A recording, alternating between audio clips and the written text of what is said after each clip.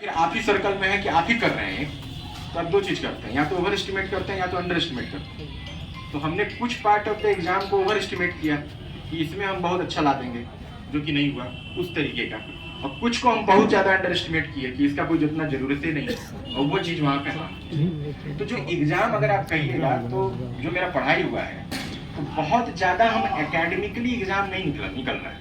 Exam को exam तरीके से निकालना पड़ेगा, मतलब कंपटीशन में जब हम बैठ रहे हैं तो कॉम्पिटिटिव एग्जामिनेशन को निकालने का एक अलग एप्टीट्यूड है। हम और आप देखते हैं बहुत सारे लोग हैं जो एकेडमिकली बहुत अच्छे हैं, 95, 96%, 97%, लेकिन हो सकता है उनसे कभी कंपटीशन नहीं निकल रहा, क्योंकि कंपटीशन निकालने का एक अलग एप्टीट्यूड है, ठीक है, मतलब वो उसका प्रीवियस ईयर क्वेश्चन पेपर या एग्जाम का अलग रिक्वायरमेंट है। तो हम क्या किए कि जब हम मेंस दिए पहले बार, तो थोड़ा सा जो यूनिवर्सिटीज़ के समय का आंसर राइटिंग का स्ट्रक्चर था, जो लिखने का तरीका था, वो सब चीज़ को ही लेके गए, वही फॉलो किए।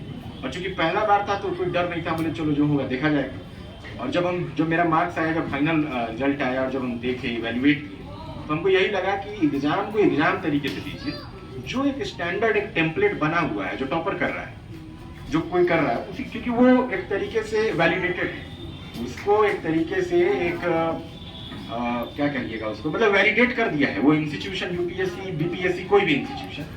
तो जब वैलिडेट कर दिया है तो बस उसी को फॉलो कर लिया जाए। आप अपना इंडिविजुअल इनपुट कहीं कहीं लगाइए, लेकिन जो major structure of the examination है वो उसी चीज को फॉलो किया जाए जो एवरीबडी इज फॉलोइंग, ठीक है। बाकी इंडिविजुअल इनपुट आपका हर जगह जरूरत पड़ेगा, वो तो बिना किए नहीं होगा एग्जाम, लेकिन मेजरली आप बहुत ज्यादा क्रांतिकारी नहीं बनना है, मतलब इन सेंस कि हम कुछ बहुत नया स्ट्रेटेजी लेके आएंगे निकाल देंगे। उसमें क्या होगा कि हो सकता है आप AR 1 हो जाइए, या फिर हो सकता है आप बाहर से ही मतलब निकल जाइए, नहीं हो पाए, ठीक है। तो इसलिए सेफ खेलना है, सेफ रहिए, बैलेंस लेके चला जाए, और यही मेजर रीजन था कि कॉम्पिटिटिव एग्जाम को कॉम्पिटिटिव एग्जाम की तरीके से तैयारी करें। हाँ, सेकेंड अटेम्प्ट में प्रीलिम्स इसलिए नहीं हुआ क्योंकि मेरे पास समय कम था, पहला नंबर।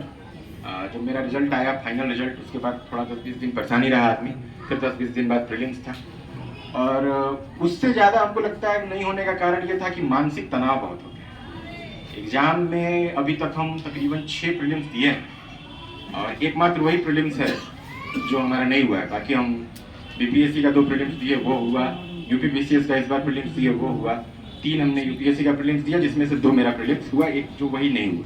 और उसका प्रमुख रीजन यही था कि मानसिक लेवल पे जो तनाव और बहुत ज़्यादा परेशान हो जाना कि नहीं निकालना ही है, निकालना ही निकालना ही, तो उस लेवल का डेस्परेशन कभी कभार आदमी की प्रोडक्टिविटी को कम कर देता है। तो ये आउटकम को लेके ज़्यादा डेस्परेट नहीं होना है, काम करते रहना है, जो होगा बहुत अच्छा हो, ये सोच के चलो। इस बार ऐसा क्या हुआ कि हो गया? इस बार ऐसा क्या हुआ, चेंज हुआ, स्ट्रैटेजी में चेंजेज आए, और ज़्यादा तनाव नहीं लिया गया, जो काम था उसको और ईमानदारी के साथ किया गया। सर मेरा क्वेश्चन है सर, जिससे आपने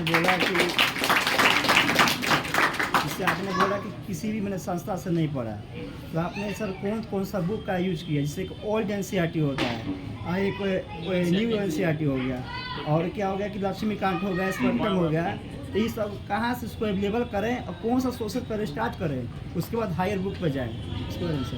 तो NCERT बहुत इम्पोर्टेंट है, NCERT इम्पोर्टेंट है, लेकिन सारा NCERT इम्पोर्टेंट नहीं है, मेरा मानना है। जो तो क्या है कि NCERT जो ज्योग्राफी का NCERT है बहुत अच्छा है, NCERT इकोनॉमिक्स का बहुत अच्छा है, basic understanding and foundational knowledge के लिए। और उसके बाद कुछ स्टैंडर्ड बुक्स हैं, स्टैंडर्ड बुक्स में लक्ष्मीकांत आपने बोला पॉलिटी के लिए, स्पेक्ट्रम हो गया मॉडर्न हिस्ट्री के लिए, और एंशिएंट हिस्ट्री के लिए वही जो ओल्ड NCERT RS शर्मा का है, उसको कर लीजिए ना।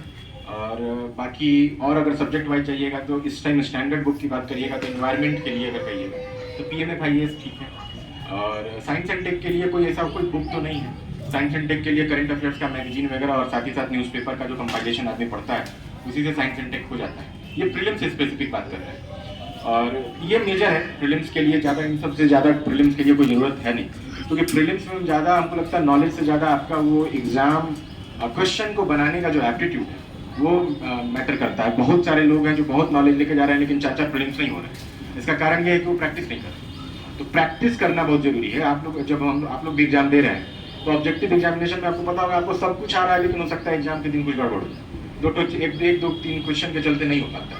तो वो 1 2 क्वेश्चन नहीं होने का कारण ये है कि प्रैक्टिस थोड़ा कम है। तो प्रैक्टिस पे ज़्यादा फोकस रहे, जो स्टैंडर्ड सोर्सेस हैं वही ज़्यादा इधर उधर नहीं करना है, ज़्यादा किताब नहीं पढ़ना है, एक ही चीज़ को 10 बार पढ़ लिया जाए वो अच्छा है।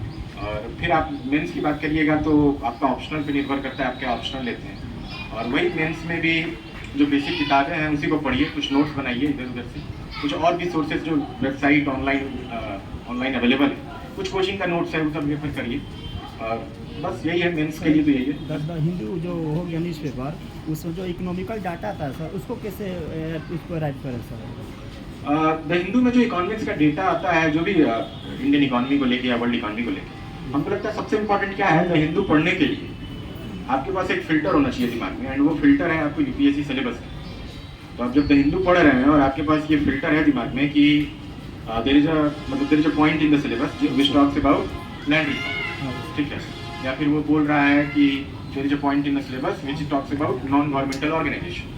अब नॉन गवर्नमेंटल ऑर्गेनाइजेशन एक पॉइंट है सिलेबस में कहीं ना कहीं, ठीक है, सिविल सोसाइटी के रूप में। और आप कभी पढ़ रहे हैं न्यूज़पेपर में एक रिपोर्ट आया है, एमनेस्टी इंटरनेशनल एक ऑर्गेनाइजेशन है, तो एमनेस्टी इंटरनेशनल ऑर्गेनाइजेशन पे कोई रिपोर्ट आया है, तो आपको तुरंत वो क्लिक करेगा कि सिंस यूपीएससी के सिलेबस में सिविल सोसाइटी है और हम कुछ एमनेस्टी इंटरनेशनल के बारे में पढ़ रहे हैं, तो क्यों नहीं इसको नोट कर लें। एमनेस्टी इंटरनेशनल को एज एन एग्जाम्पल हम कोट कर सकते हैं मेंस के आंसर में। एमनेस्टी इंटरनेशनल चूंकि एक पॉपुलरली वेल नोन ऑर्गेनाइजेशन है, तो किसी भी आंसर को सब्सटेंशिएट करने में यूज किया जा सकता है। तो मेजरली यही है कि आपको आगे न्यूज द हिंदू पढ़ने के लिए बहुत जरूरी है कि आप अपना सिलेबस का फिल्टर बनाएं, सिलेबस रट जाइए। सिलेबस रट जाइएगा तो आपको दिखेगा कि मतलब अच्छा ठीक है, आर्ट एंड कल्चर का कोई ठीक है, मतलब हेरिटेज की बात किया जा रहा है। अब आप देख लीजिए कि आर्कोलॉजिकल सर्वे ऑफ इंडिया पे कोई आर्टिकल आया जी सर, तो आप उसको पढ़ लिए, ठीक है। AMSR एक्ट है, वो अगर कुछ आया उससे जुड़ा हुआ कि वो एक्ट के चलते अर्बनाइजेशन में दिक्कत हो रहा है, उसका जो लिमिट है और जो रिस्ट्रेन करता है अंदर मतलब डेवलपमेंट, तो ये सब जो छोटी छोटी चीज़ें हैं, मतलब आप एक बार जब फिल्टर रख लीजिएगा सिलेबस का तो चीज़ें बहुत आसान है। ये बहुत मेजर चीज़ है ना, ठीक है, ठीक, धन्यवाद। सर के लिए एक बार जोरदार ताली आप लोग बजाइए।